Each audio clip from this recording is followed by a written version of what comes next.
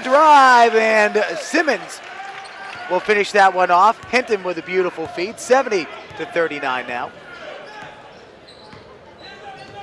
Well, we're going to get to the point at some point in this one where Coach Parker is going to be able to go to the bench a little bit deeper. That would have been spectacular. Would have been. That was a great feed, just a little too much on it. Coop throws it down with 2. He's had an outstanding afternoon. Oh, this is where if you're Coach Holiday, you know you've obviously have a lot of pride in your institution. You've been there for the better part of the last 2.5 decades. First as a student, then returning as an assistant coach, and now the last 3 years as a head coach. You want your team to battle. And, you know, coming out of that timeout, that's, I think, what we're seeing. I mean, the pressure is off now for Mount Pleasant. You know, when you're down by 20, 30 points, your job is to represent your school with class, with respect for the game, to play hard till that final buzzer sounds. And that's what we want to see in these next few minutes. And that's what he's going to be preaching to his squad. Dunn stops on a dime with the bucket after another New London steal. They started this half with 3 steals in 3 consecutive possessions, turned what was a 14-point halftime advantage into a 21-point game, and then it was off and running from there. Good execution. Beckford just having a tough time tonight.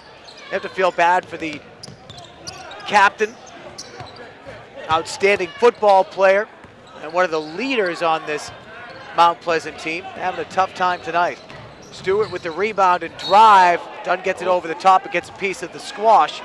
And that'll be a trip to the free throw line for sophomore Kip Stewart. Yeah, Stewart's going to shake it off. He got that one right in the side of the head. He's going to the charity stripe for a pair. Stewart coming into today's game, he averages about 15 points a game. You know, Mount Pleasant has played some, they have some tough losses on their schedule. I mean, you look at last night's game, they only lost by 9 to St. Ray's, who is the consensus top team in the state. I mean, you could make a case certainly for LaSalle, just down the road from here, who's knocked off Hendricken and is at the top of their division. St. Ray's is the defending unified state champion. Out of Pawtucket, they return a couple of great scorers like Chuck Correa, who's averaging close to 20 points a game. They have 2 guys up around 20 points a game. I think the Smithfield loss is a tough one, but Stewart didn't play in that game. Right. You know, the Smithfield loss is a tough one. Last night is obviously a tough one. But you're without Jaquan Montero. You're one of your senior captains, and it comes down to, oh wow. Well, that was highlight reel special now, wasn't it? The steal, the behind-the-back dribble, and the hammer toss by Porter. Well, I think Porter's making a case here to Ed Cooley down there saying, hey, me and Chris have been, Chris and I have had a nice little run together here at New London. You might want to keep us together. I've got another year. Keep an eye on me this summer, Coach. He's got 24 points. He's got, kind of bookended things kind of nicely. A dozen in the first half, a dozen here in the second half. But to go back to the earlier point about where things stand for Mount Pleasant, you got to get hot at the right time. And while they have a couple of tough losses, they have some very good victories. They beat Portsmouth. They beat Hendricken. Hendricken is 4-time Division I state, 5 times in the last 7 years they're the Division I state champion. They knocked off LaSalle, who's in front of them in the Division I North standings. Yeah, and so they have that ability. I think when you have a young team, the danger becomes when you go down, the head hanging, the lack of execution. And furthermore, I mean, as we saw in this game, turnovers have killed the Kilties. They have absolutely killed them. And I think that's a key to why their coach scheduled this game. Charles Holiday, in his 21st season now as an assistant and a head coach for the Kilties, explaining to us, here's a chance to give them valuable experience, a chance to give them maybe some confidence that if you do something impressive, such as Dale's dunk or Cooper's nonstop action on the glass, his putback ability, by Putu's ability to score in that first half, I think it sends a positive message to your team. We're hanging against one of the better teams in the region. Right. And they've done some very nice things today. Sure, there's been some hiccups and there's been some blunders, but overall, I think they certainly can be proud of the effort they've put forward here today. And if you don't learn from it, I think that's the danger, is when, you know, there are lessons not taken beyond a scoreboard. They get a little bit to the bench now, and Devontae Robinson, the senior, knocks down the outside jumper. 79-46, so it'll be the 9th time that New London goes over 80 points. Well, and the subs have checked in for New London. C.J. Parker, the freshman, is into the game. Turnover. Here's Stewart with a ride to the basket. Nicely off the window. Now think of the experience it is for a guy like Stewart that a lot of guys in the state like, a lot of head coaches in this state fear. Very talented young player with a lot of scoring pop, good action around the ball. You mentioned the turnovers. Maybe that's something he too has to be a little bit more aware of, as now Coach Holiday puts in his second unit as well. A full line change. Hop on, hop off, right? You see when Greg Popovich did that the other night and the Spurs came back against Dallas, only to lose in overtime? That was an outstanding game. You gotta like when a coach takes that to heart, though. Here's Rodney Keith bringing the ball up. A 3 from the left side, no good, out of the hands of Eric Vessel. And a foul on the rebound. Titus Cargo went right back up hard to the glass and couldn't get it to fall. I don't think this is a galloping leap of truth to say. Folks came to see Chris Dunn, and maybe just Chris Dunn, as a lot start filtering their way out now with the outcome of the game long since recognized, and the fact that Dunn is now at the middle of the New London bench. It certainly was a treat, and there was a lot of high-flying magic from Dunn, Porter, and the rest of the Whalers. Now we'll get to see the depth of this team. Miranda got some first-half run, drive, and a strip that time as Crespo put it on the floor. It got knocked away. I believe it's going to be Keith who gets called for the foul, perhaps as well Titus Cargo, the 6'3" center, who's checked in. You can always tell the difference between the younger guys and the older guys. Usually it's about 4 or 5 inches in height and about 10 or 15 pounds of muscle.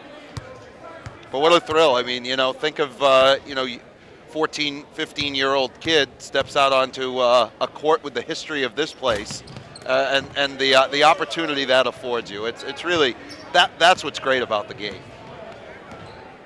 Outstanding of Providence College to keep the facility for him. That one gets a big round of applause. Victor Marrero, one of the few seniors on this Kilties roster. That one looked pretty smooth. Yeah, Marrero steps up on the left elbow and bangs it home.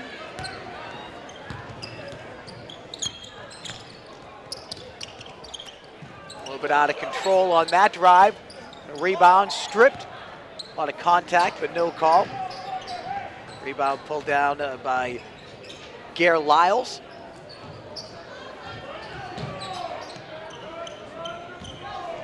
So a lot of good offensive rebounding and effort on the offensive boards by both of these teams today, Mike. You did. You saw some teams with some very skilled, particularly I think New London when they turned it up, particular skill, not only defensively but also in terms of pursuit. You didn't see teams foul. They played pretty good tactical and technical defense. I think in the end, I think New London just had a little bit too much for Mount Pleasant to handle in terms of skill, in terms of basketball experience, and you use the word acumen. This is a battle-tested team that has been through some great wars in a very good sports state like Connecticut, and they've emerged as one of the best, and we've seen why. The other thing, too, is great teams tend to have a little bit of a chip on their shoulder. This team believes, I'm sure they do, that they're a great team. They're now 4th in the standings as far as the New Haven Register comes out with rankings every week. They've now moved up to 4th after dropping down as far as 7th after that loss to St. Joseph's. And there's some people looking around saying, well, maybe they're not as good a team as they used to be, and I believe they want to prove that. Now, does that translate into a game in another state against a different opponent? Maybe not, but great teams have that chip, and they take it with them wherever they go. And I'm sure they want to finish this campaign off. And nice little runner and finish that time by Tyreek McPhail. Yeah, nice to see some of these other guys, you don't read about all the time, who aren't at the top of the score sheet, getting in some minutes and making them count. And more importantly, look at the benches. When you look at the bench of New London and you see their stars really pulling for these younger guys or the guys that don't get as many minutes, that's what's awesome. I mean, Chris Dunn hasn't taken his eyes off the court. He's sitting next to Malcolm Simmons, and the two of them are, they're cheering when one of their classmates scores points when it's a guy that's not typically in the starting five. That's great. New London's just got to look at this as playing with house money. They thought that Dunn was perhaps gone as the three is missed from the outside by Vessel. Widely expected that he was supposed to go to Wilbraham Munson along with Andre Drummond, but Drummond opted not to go for the post-grad year and head directly down to Storrs in the University of Connecticut. Dunn said, well, I've been with these guys. Let's finish the journey that started with the state championship my junior year. And you got to believe for a guy like Ed Cooley, as much as he would have liked to have seen him see the experience of playing in prep school, as a lot of coaches do, there would have been no shame in had he gone there. You have to admire the loyalty that comes with that. And those are one of those character traits that college coaches are looking for. And, I look forward. I know this was a preview for you and I, being somewhat in the region and obviously somewhat connected to Providence College, seeing what a young man like Chris Dunn brings to this school. And hey, Coach Cooley, Keith Porter put on himself, maybe tried to put a bug in not your ear potentially, but certainly the ear of anybody else is going to get a tape of this game. He showed an outstanding game, but Providence may be running out of room with the talent that they're stockpiling. Well, that's one thing you can never have too much. You might run out of spots on the bench, but you can never have too much talent. Again, the number 7th ranked recruiting class coming in by ESPN with a chance to go even higher. Ed Cooley's team will be in action tomorrow afternoon at noon at the Dunkin' Donuts Center. Coming off a very good win against Rutgers. Such a good league. Top to bottom, such a good league. And it's very interesting as Marrera makes 1 of 2 on that one. There are certain times people will say something along the lines of,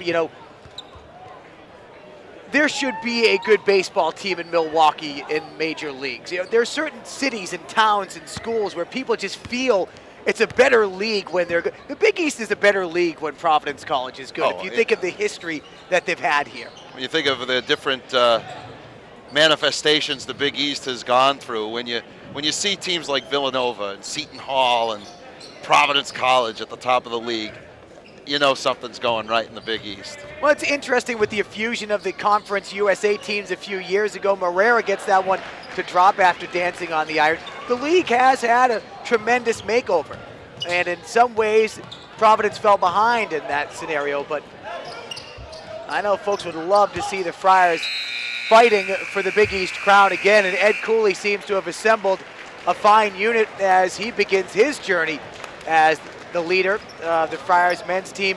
One of his star pupils, Chris Dunn, comes in and really wowed the fans here at Alumni Hall as New London walks on with an impressive victory, Mike. 27 points for Chris Dunn, 24 for Keith Porter, as the two of them combined for 62%, give or take a percentage point or so, of the 82 that the Whalers piled on. Makes it a much easier drive back down I-95 for New London on the heels of this victory. And, this is not just an attention getter for the state of Connecticut. This is a regional win. They are now undefeated against two of the better schools that Rhode Island has to offer, having earlier beaten St. Ray's and, of course, here against Mount Pleasant. And what you hope for is that Coach Holliday and the Kilties don't hang their heads from this. This is 2 tough losses, albeit very different losses. The tough one in overtime to Cranston West last night, and this one here to just a New London team that was just better. And you see,